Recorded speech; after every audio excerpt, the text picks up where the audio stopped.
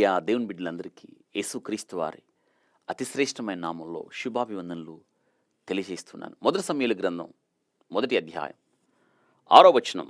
యెహోవా ఆమెకు సంతు లేకుండా చేసియున్న హేతువును బట్టి.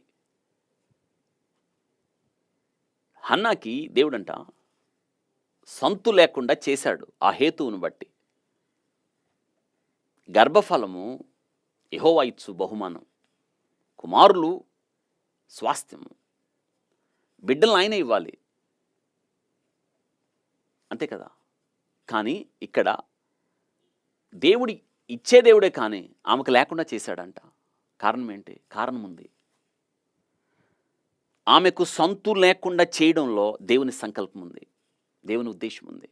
మన జీవితాల్లో కూడా నీ జీవితంలో ఒక సమస్య ఉంది, దానికి కారణం ఉంది. ఒక కష్టం వెనక కారణం ఉంది, ఒక దుఃఖం వెనక కారణం ఉంది. దేవుడు అనుమతించే ప్రతి పరిస్థితి వెనక కారణం ఉంది. మనం ఆ విషయాన్ని తెలుసుకోక కలవరపడతాం, దుఃఖపడతాం, వేదన పడతాం, దేవునిని అపార్థం చేసుకుంటాం. ఎల్కనా 2 భార్యలు ఆయనకి, హన్నా, పెనిన్నా. పెనిన్నాకు పిల్లలు ఉన్నారు, హన్నాకు లేరు. హన్నా బహుభయభక్తులు కలిగింది, దేవుని మీద విశ్వాసం కలిగి జీవిస్తున్నామా, ప్రార్థన పొర్రాలు. ఇటువంటి ఆమెకి దేవుడు బిడ్డలు లేకుండా చేయడమా? ఆలోచించండి. మనం కూడా చాలాసార్లు అనుకుంటాం, నేను ప్రార్థన చేసుకుంటున్నాను, దేవునికి ఎప్పుడూ నేను ఇష్టంగానే బ్రతుకుతున్నాను, ఆయనకి దగ్గరగా బ్రతుకుతున్నాను,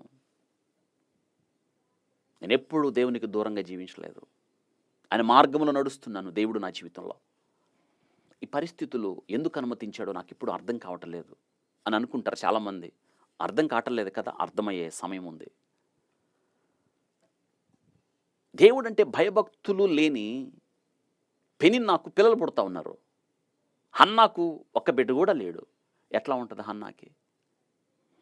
ఆమె గర్భవతి, బిడ్డల కంటా ఉన్నప్పుడు ఒకళ్ళ తర్వాత ఒకళ్ళు, ఈమెకి కనీసం ఒక బిడ్డ కూడా లేడు అన్నప్పుడు ఎలా ఉంటుంది ఆ పరిస్థితి? ఆలోచించండి. తట్టుకొని నిలబడడం చాలా కష్టం కదా. మీకు ఎప్పుడన్నా ఈ పరిస్థితి ఎదురైందా? భక్తి చేస్తున్నా మనకు అన్ని కష్టాలు, అసలు దేవుడు అంటే తెలీదు, భయభక్తులే లేవు, ఇష్టానుసారంగా జీవిస్తారు, గర్వము, అతిశయము, డాంబికాలతో ప్రవర్తిస్తారు, వారికి మట్టికి అన్నీ కలిసి వస్తాయి. మనకి ఎట్టుంటుంది? చాలా కష్టం అనిపిస్తుంది కదా. లేదు, దేవుడు తన వారిని ఎరుగును. నిన్ను గురించి తెలుసు ఆయనకి, నువ్వేమనుకుంటున్నావో కూడా తెలుసు. హన్నా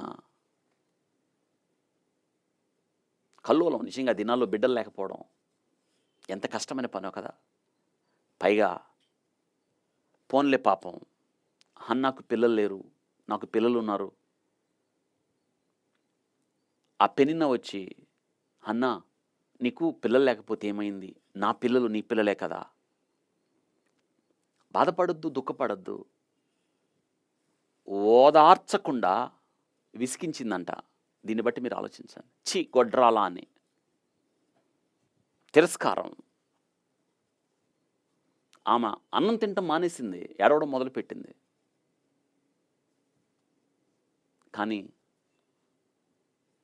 ఎదురు చెప్పలేదు. విసిగించుచున్న పెనిన్నాకు బదులు చెప్పలేదు, మౌనం సహించింది. ఆమె అన్నం మానేసి ఏడవడం చూసి భర్త వచ్చి ఓదార్చాడు. ఎందుకు ఏడుస్తున్నావు? ఎందుకు అన్నం మానేశావు? నీకు బిడ్డలు లేరని నేను అన్నానా? 10 మంది కుమారుల కంటే నేను ఎక్కువైన వాడిని కాదా? ఆ మాటలకు కూడా ఆమెను ఓదార్చలేదు. ఆమె తన కష్టాన్ని, తన దుఃఖాన్ని అంతకుముందు ప్రార్థన చేస్తానే ఉంది.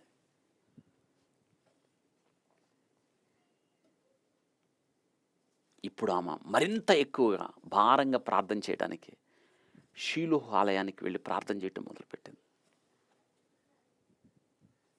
దేవునికి ఒక పేరు పెట్టుకుందాము, సైన్యములకు అధిపతిగా యెహోవా, నీ సేవకురాలని.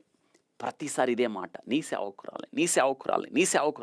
అయ్యా, నాకొచ్చిన కష్టం చూడు, నా బాధను చూడు, నా నిందను చూడు,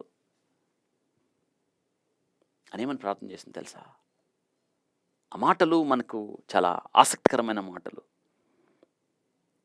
మొదటి అధ్యాయం 10-11 వచనాల్లో, చింతాక్రాంతురాలై వచ్చి యెహోవా సన్నిధిని ప్రార్థన చేయుచు బహుగా ఏడ్చుచు, సైన్యములకు యెహోవా, నీ సేవకురాలనైనా నాకు కలిగి ఉన్న శ్రమను చూచే, నీ సేవకురాలైన నన్ను మరువక జ్ఞాపకము చేసుకుని, నీ సేవకురాలైన నాకు మగ పిల్లను దయచేసిన ఎడల. ఎవరు కావాలంట? మగపిల్లాడు. ఈ ప్రార్థన ఎప్పుడు చేసింది? ఆలయానికి వచ్చిన తర్వాత. షీలో ఆలయానికి వచ్చిన తర్వాత మగపిల్లోడు కావాలని ప్రార్థన చేసింది. ఇంతకుముందు ఆమె ప్రార్థన ఏంటి? నాకు బిడ్డని ప్రభా, ఎవరినిస్తే ఏంటి? బిడ్డనివ్వు, బిడ్డనివ్వు, బిడ్డనివ్వు. ఇప్పుడు షీలో ఆలయానికి వచ్చిన తర్వాత దేవుడు ఆమెకు చాలా విషయాలు తెలియజేశాడు అక్కడ. ఏం తెలియజేశాడు? షీలో ఆలయంలో యాజక పరిచర్య భ్రష్టత్వంలోకి వెళ్ళిపోయింది. అక్కడున్న యాజకుడు వృద్ధుడై మందదృష్టి కలిగిన వాడయ్యాడు. ఆయనకిద్దరు కుమారులు ఓఫ్ని ఫినెహాసు దుర్మార్గులై యాజక ధర్మాన్ని వారు భ్రష్టు పట్టించారు. వారిద్దరూ చేయుచున్న దుర్మార్గ క్రియలను చూసి యెహోవాకు నైవేద్యము అర్పించుట యందు జనులు అసహ్యపడ్డారు. ఎవరు రావట్లేదు. ఆలయానికి వచ్చిన ఆడవాళ్ళని చెరిచి పడేస్తున్నారు. వాళ్ళు బలి అర్పించిన మాంసము దేవునికి ఇవ్వకముందే తీసేసుకుంటున్నారు వాళ్ళు. ఇప్పుడు హన్న అక్కడికి వచ్చి ఆ పరిస్థితులన్నీ దేవుడు ఆమెకు తెలియజేశాడు. యాజకుడు వృద్ధుడైపోయాడు. ఆయన తర్వాత పరిచర్య చేసే ఇద్దరు కొడుకులు దుర్మార్గులు. మరిక్కడ పరిచర్య చేయడానికి మగపిల్లోడు కావాలి. దేవుడు ఆమె నా ఖాళీలోకి తీసుకెళ్ళాడు. అందుకే ఆమె అంటుంది, అయ్యా ఇంటి దగ్గర ప్రార్థన, నా నిందను తీసేయి, నాకు ఒక బిడ్డనివ్వు, నా తలెత్తు. ఇంటి దగ్గర ప్రార్థన. కానీ ఇప్పుడు అంటుంది, ఆలయానికి వచ్చిన తర్వాత నాకు మగ బిడ్డ కావాలి. గురి కలిగిన ప్రార్థనలోకి తీసుకొచ్చాడు దేవుడు ఆమెను. ఇక్కడ మగబిడ్డ కావాలి. ఎందుకు తెలుసా? వాడిక్కడే ఉండాలి. ఇంటి దగ్గర ప్రార్థన, నేను పెంచుకుంటా ప్రభువా, నీకోసం పెంచుతా ప్రభువా. ఇంటి దగ్గర ప్రార్థన, కానీ ఇక్కడికి వచ్చి వాడు ఇక్కడే ఉండాలి, నా దగ్గర కాదు. వాడు బ్రతుకు కాలం అంతా ఇక్కడే పరిచర్య చేయాలి. వాడి తల మీదకి మంగళ కత్తి శవరం చేయకుండా వాడు ఇక్కడే ఉండాలి. ప్రతిష్ఠితుడు వాడు. ఎందుకు? యాజక పరిచర్య చేయడానికి. ఆయన వృద్ధుడైపోతున్నాడు. ఆ ఇద్దరు యవ్వనస్తులు యెహోవా వారిని చంపదలిచెను. ఇప్పుడు అక్కడ యాజక పరిచర్య ఎవరు చేయాలి? అయ్యా నాకు ఒక మగపిల్లోడిని, వాడిని ఇక్కడే పెడతా, పరిచర్య చేయిస్తా. దేవుడు ఆమెకు ఆ విషయాన్ని తెలియజేయడానికి, ఆ గురి కలిగిన ప్రార్థనలోకి నడిపించడానికి, దేవుని చిత్తాన్ని ఎరిగి ప్రార్థన చేయడానికి, ఆమెలో దేవుని పరిచర్యను గురించి అభిలాష ఆసక్తిని పెంచడానికి యెహోవా ఆమెకు సంతు లేకుండా చేశాడు. ఆ సమయం వచ్చింది, గురి కలిగిన ప్రార్థన చేసింది. నిజంగా ఆలోచించండి, మన జీవితాల్లో కూడా మన శ్రమలో, మన కష్టంలో, మన బాధలో దేవుని వైపు తిరగండి. హన్న దేవుని వైపు తిరిగింది. హన్న పట్టుదలగా గురి కలిగిన ప్రార్థన చేసింది. దేవుని యందు హన్న విశ్వాసం ఉంచింది. నువ్వు మగపిల్లోడిని ఇవ్వాలని గురిగలిగి ప్రార్థన చేసింది. మొక్కుబడి చేసుకుంది. వాడు నువ్విస్తే వాడు బ్రతుకు కాలం అంతా దేవుడు కుమారుని ఇచ్చాడు. పాలు మానిన తర్వాత హన్నా కుమారుని తీసుకెళ్ళి, అయ్యా నువ్వు కుమారుని ఇచ్చా, వాడు నా కోసం కాదు, నీ కోసం. వాడు బ్రతుకు దినములన్నీ కూడా నీ కొరకు ప్రతిష్ఠితుడు అనగానే వాడు అక్కడనే మ్రొక్కెను. సమూయేలు దేవుని ఆలయంలో ఎదుగుచుండెను. సమూయేలు దేవుని ఆలయంలో పరిచర్య చేయుచుండెను. సమూయేలు దేవుని యొక్క సన్నిధిలో జ్ఞానములు ఎదుగుచుండెను. సమూయేలు ఏఫోదు ధరించుకొని పరిచర్య చేయుచుండెను. సమూయేలు ప్రవక్తగా స్థిరపడెను. సమూయేలు ప్రార్థనాపరుడిగా ఉన్నాడు. ఆయన యాజకులలో మోషే అహరోనులు ఉండరు. ఆయన నామమును బట్టి ప్రార్థన చేయు వారిలో సమూయేలు ఉన్నాడు. 99వ కీర్తన 6వ వచనం. అర్థమైందా? సంతు లేకుండా చేశాను. ఈరోజు నీ జీవితంలో కూడా